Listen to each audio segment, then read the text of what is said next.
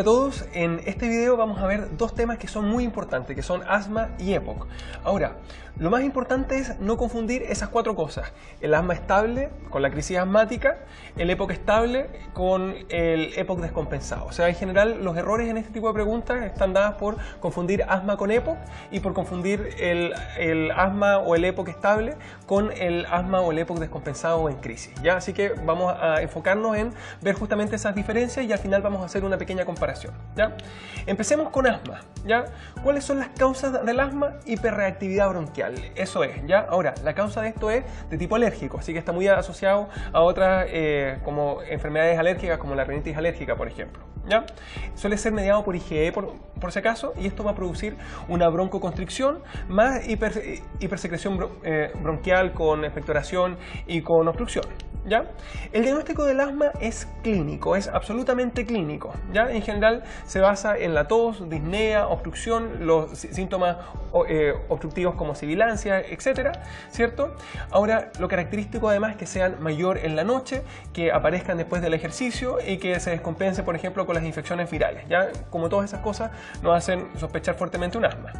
Ahora, las alteraciones clínicas características de la obstrucción son las que están ahí, ¿ya? Aumento del diámetro torácico, ¿cierto? La presencia de sibilancias o de roncos, que son como sibilancias pero de un tono más bajo, la hipersonoridad a la percusión, disminución del murmullo pulmonar, y obviamente esto se puede además afirmar o como apoyar con una radiografía que muestre la obstrucción, ¿ya?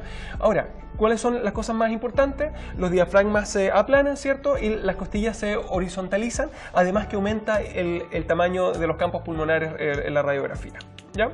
Ahora, lo que yo sí tengo son exámenes de apoyo, y estos exámenes de apoyo hay que saberlos porque se preguntan, y el fundamental es la espirometría, ¿ya? Ahora, la espirometría va a ser de elección en el paciente que tiene algún grado de obstrucción clínica, en el sentido que en los pacientes no obstruidos sale normal, ¿ya?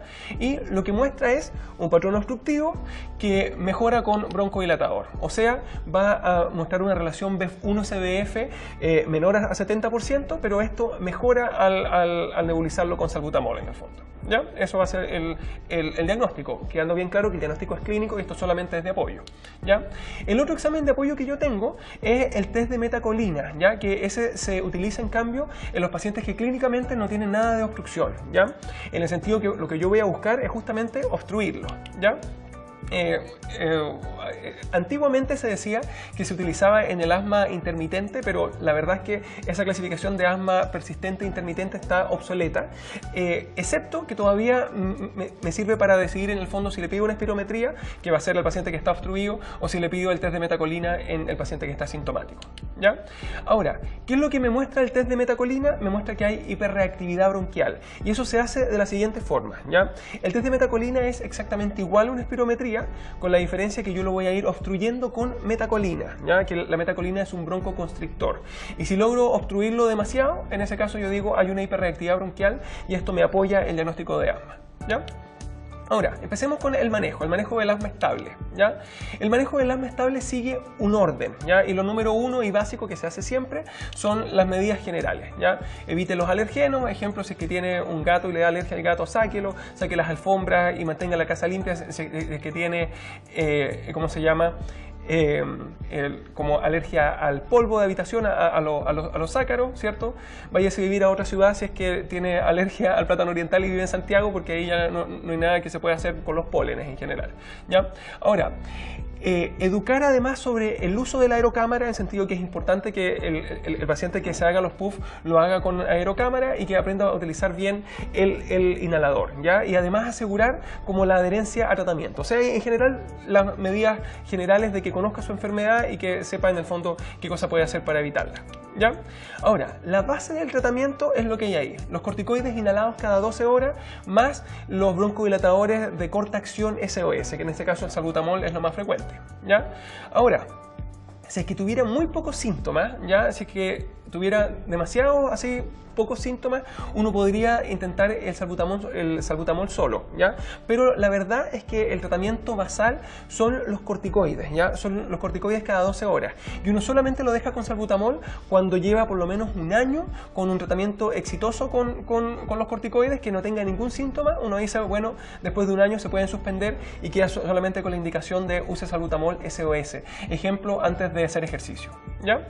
Ahora, si el paciente es cardiópata o hace taquicardia, que son los efectos adversos habitualmente del salbutamol, en ese caso yo podría mezclarlo con hipatropio para bajar un poquito los efectos adversos y la dosis del salbutamol, o bien derechamente reemplazarlo por hipatropio, ¿ya? El hipatropio también es un broncodilatador, solamente que de otra familia, en el sentido que el salbutamol es un beta agonista, en cambio el hipatropio es un anticolinérgico y tiene justamente menos efectos adversos en cuanto a la parte cardíaca, ¿ya? Ahora, de segunda línea, cuando no ha sido suficiente y sigue con síntomas, en ese caso yo le voy a agregar los broncodilatadores de larga acción, ¿ya? Y en este caso el salmeterol y el formoterol cada 12 horas es lo que habitualmente uno indica, ¿ya? Cualquiera de los dos. Ahora, estos son igualmente beta-agonistas, ¿ya? Y como reemplazante tengo al tigotropio, que igualmente es de larga acción, pero es un anticolinérgico, ¿ya? O sea, nuevamente se puede usar el tigotropio en el caso de que el paciente sea cardiópata, ¿ya?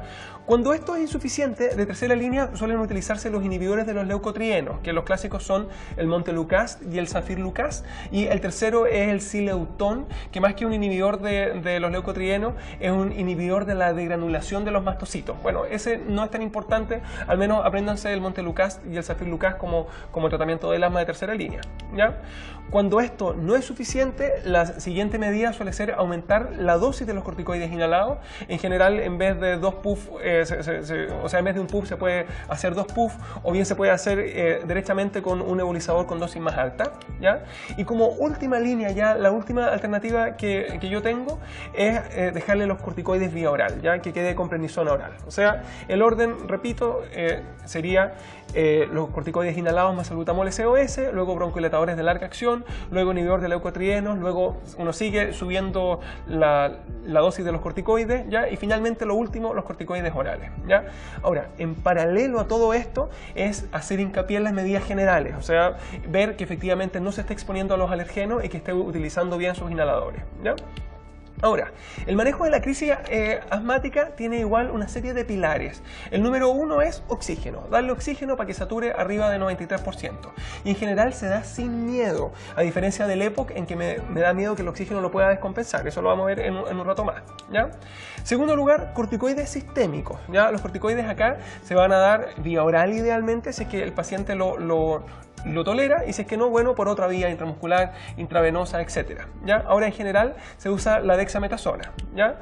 Y en tercer lugar, las nebulizaciones con salbutamol. Ahora, el orden por si acaso no es el que está ahí, es número 1 oxígeno, es lo más urgente, como salvarlo de la insuficiencia respiratoria. Número 2 el salbutamol, que es lo que lo va a desobstruir en este momento. Y número 3 los corticoides, que en el fondo van a desobstruirlo no ahora, sino que en algunas horas más, van a evitar que vuelva a ser la crisis, ¿ya? Ahora, la pregunta además es si es que hay que hospitalizar o no. Y en general, uno hospitaliza al paciente que está muy grave con una insuficiencia respiratoria. Si el paciente que me llega así demasiado grave, desaturando mal, uno lo suele hospitalizar por lo menos un día hasta que está estabilizado, ¿ya? Ahora, también cuando la crisis es muy grave y se ve que tiene, por ejemplo, compromiso de conciencia, agotamiento muscular u otra cosa que requiera ventilación mecánica, por ejemplo, ¿ya? También cuando está con corticoides orales en la casa, en el sentido en que ya está con el tratamiento máximo y aún así me hace una crisis, es alguna cosa para pensar que se me puede descompensar todavía o que tiene algo grave de base, así que en ese caso se hospitaliza también, ¿ya? Y lo último es cuando tienen algún antecedente de algo muy terrible, como por ejemplo que haya tenido un paro respiratorio en el último tiempo o una ventilación mecánica. Ejemplo, me dice, mire, hace un mes tuve una crisis, estuve conectado al ventilador mecánico 2 días y ahora tengo una crisis y estoy relativamente bien. Uno dice, por el puro antecedente lo vamos a dejar hospitalizado para observación al menos por 24 horas, ¿ya? Vamos ahora con el tema EPOC, ¿ya? A ver, la causa del EPOC, enfermedad pulmonar obstructiva crónica, es el cigarrillo. Eso es, ya en general el EPOC no es barato, ya hay que haber fumado por lo menos 20 paquetes años, o sea, haber invertido una cantidad bien alta de dinero en cigarrillo, ¿ya? Y habitualmente como trasfondo anatómico o histopatológico hay enfisema, ¿ya? Sin embargo, quiero que quede bien claro, el enfisema, que es en el fondo la destrucción de los tabiques alveolares, ese no es lo mismo que el EPOC. Este es el diagnóstico anatomopatológico. En cambio, el EPOC es el diagnóstico clínico funcional, que vamos a explicarlo en un rato más, ¿ya? Ahora, su clínica habitualmente es un trastorno BQ porque hay obstrucción, el asma también, por si acaso, ¿ya? Ahora, ¿cuál es su clínica? ¿Ya? En general tiene disnea de esfuerzo, ¿ya? Más clínica obstructiva. O sea, en el fondo su clínica es disnea, esa es, ¿ya? Ahora, la clínica obstructiva es exactamente la misma que vimos para el asma, por si acaso, aumento del diámetro torácico, sibilancias, etc. Ahora, el diagnóstico es con la clínica más la espirometría. Por eso se habla que es un diagnóstico de tipo clínico funcional, ¿ya? Y en este caso, la espirometría también va a mostrar un patrón obstructivo, solamente que en este caso no mejora con broncodilatador. O sea, ante la duda si es un asma o un EPOC, ejemplo, un paciente fumador pero con una clínica que parece de asma, la espirometría me va a hacer la diferencia, en el sentido que me va a decir si es que mejora con broncodilatador, asma, o si es que no mejora, en ese caso, EPOC, ¿ya? Ahora, aparte la espirometría me da la severidad del EPOC, en cambio en el asma la severidad la da solamente la clínica, ¿ya? Y eso se hace en el caso del EPOC con el BEF1 como porcentaje del teórico, ¿ya? Si es mayor o igual a 80%, eso se llama EPOC leve y habitualmente es un paciente totalmente asintomático. Si es que en cambio es mayor a 50% pero menor a 80%, eso es un EPOC moderado y habitualmente tiene disnea que aparece con el esfuerzo, ¿ya? El severo es cuando está menor a 50 pero mayor o igual a 30, que ahí ya la calidad de vida se afecta si en el día a día hay disnea de esfuerzo, de esfuerzos más pequeños, ¿ya? Y finalmente el muy severo, que es el que tiene un BEF1 como porcentaje del teórico menor a 30%, que en este caso ya hay riesgo de que fallezca, hay riesgo de muerte, ¿ya? Ahora, vamos con el manejo del EPOC en general. En primer lugar, manejo del EPOC estable, ¿ya? Aquí hay que saber que hay cosas que aumentan la sobrevida y cosas que disminuyen los síntomas, ¿ya? ¿Qué cosa aumenta la sobrevida? Lo primero y más importante, suspender el cigarrillo, ¿ya? En segundo lugar, el dejarle oxígeno domiciliario, ¿ya? Y eso se hace por lo menos 18 horas al día, o sea, queda con oxígeno en la práctica todo el día, ¿ya?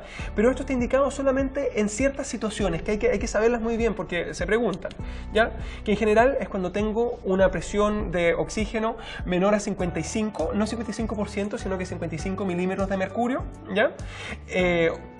Ahí por sí solo está indicado el oxígeno porque es una insuficiencia respiratoria importante, ¿cierto? Y lo otro es cuando está menor a 60 más alguna otra alteración, ¿ya? Que son las que están ahí.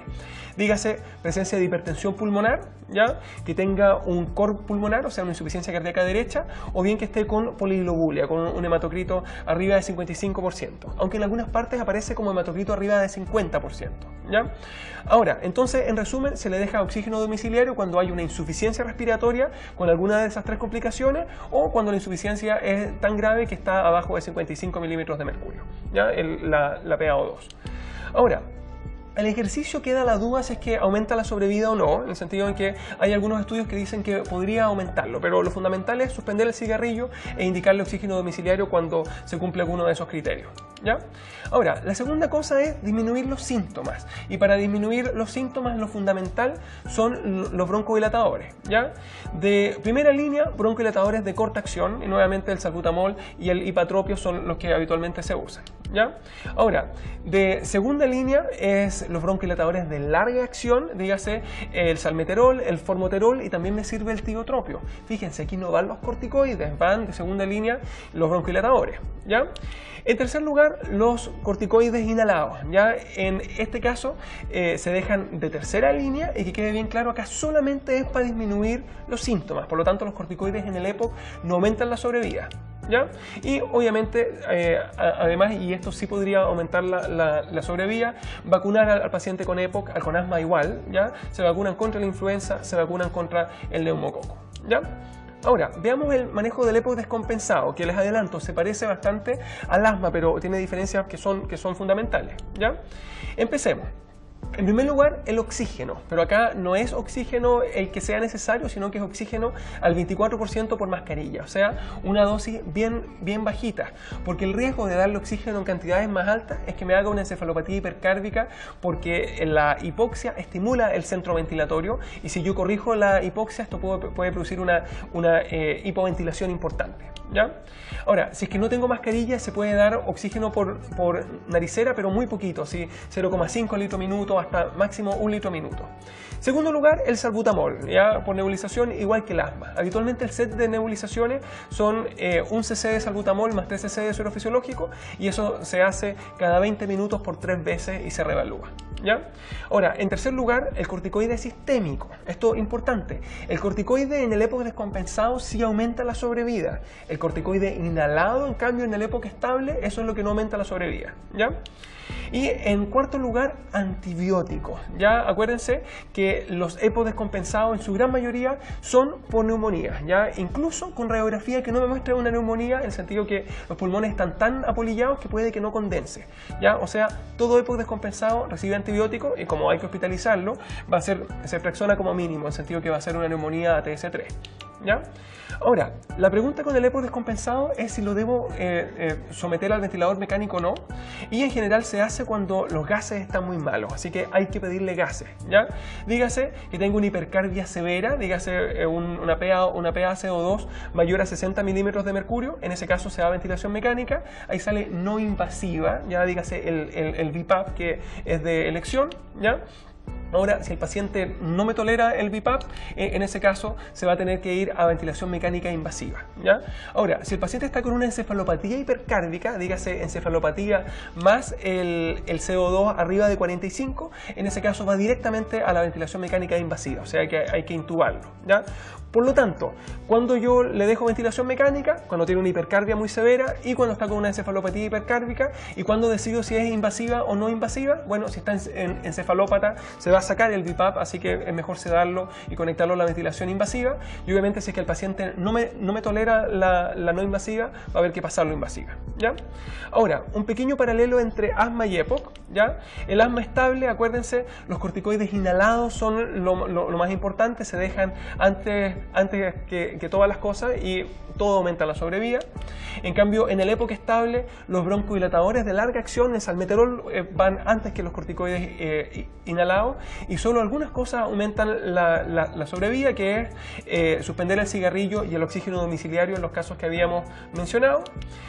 Respecto de la crisis asmática, acuérdense que se daba oxígeno sin miedo, ¿cierto? Los antibióticos por regla general no están indicados y solamente se va a hacer si hay una neumonía demostrada, ¿ya? Y la pregunta que uno se hacía era si hospitalizaba o no.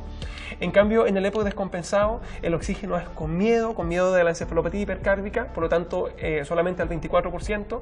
Los antibióticos endovenosos van siempre, ¿cierto? Y la pregunta que hay que hacerse es si debo conectarlo al ventilador mecánico o no. Bueno, esa fue la clase de hoy. Recuérdense, estos temas tienen que aprenderlos muy bien porque se preguntan seguro, ¿ya? Nos vemos en el próximo video.